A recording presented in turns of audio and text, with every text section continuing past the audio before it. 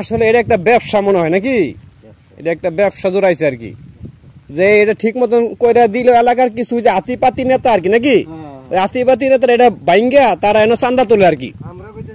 তবে সবা মহিলা করলে এই সমস্যাটা, পুরুষে তো আমরা তো আসতে পারি কোনো সমস্যা নাই, কিন্তু এই যে মহিলারা এদিক দা ঘুরা ঘুরা এই যে ঘুরা ঘুরা যাওন কতটা রিক্স না।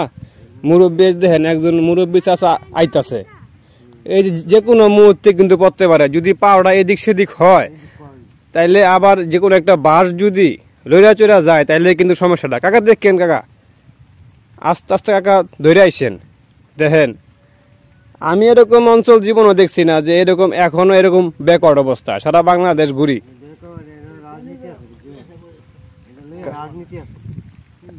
রাজনীতি আছে দেখে তো এখন বর্তমানের এই অবস্থা, নাইলে মাঝখানে একটা এই সেতু আপনার এই পাকা আর দুই পাশে বাস।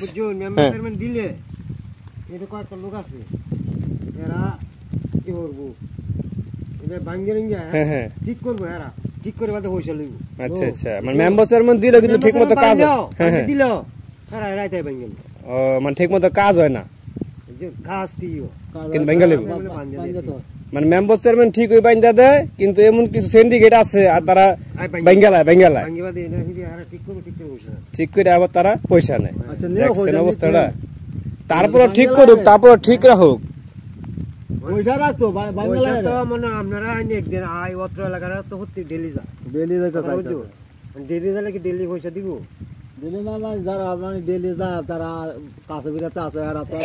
আসলে এটা একটা ব্যবসা মনে হয় নাকি, এটা একটা ব্যবসা জোড়াইছে আর কি, যে এটা ঠিক মতন কইরা দিল এলাকার কিছু যে আতিপাতি নেতা আর কি নাকি, আতিপাতি নেতারা এটা বাইঙ্গা তারা এনে চান্দা তোলে আর কি।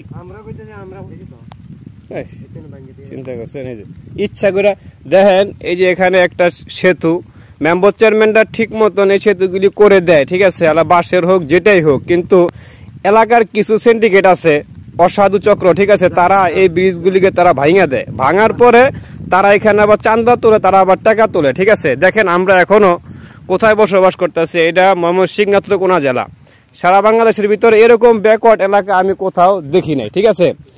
এই যে মুরব্বী লোকগিরি এভাবে দেখুন কিভাবে কত কষ্ট করে পার হয়ে তারা আসে যায়, ঠিক আছে। আমরা মানে জোয়ান মানুষ আসতে পারি যাইতে পারি, কিন্তু বয়স্ক লোক যারা আছে এই মহিলারা, ঠিক আছে, পুরুষেরা, তারা কিন্তু আসতে পারে না, তাই না?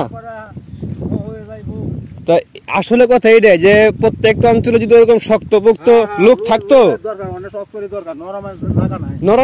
নরমের দিন কিন্তু গেছে কাকা, আগের মতন যদি লোক থাকতো এরকম, ঠিক আছে, তাহলে কিন্তু এই সমস্ত যে এই বক্কস্ত কিন্তু আর চলে না।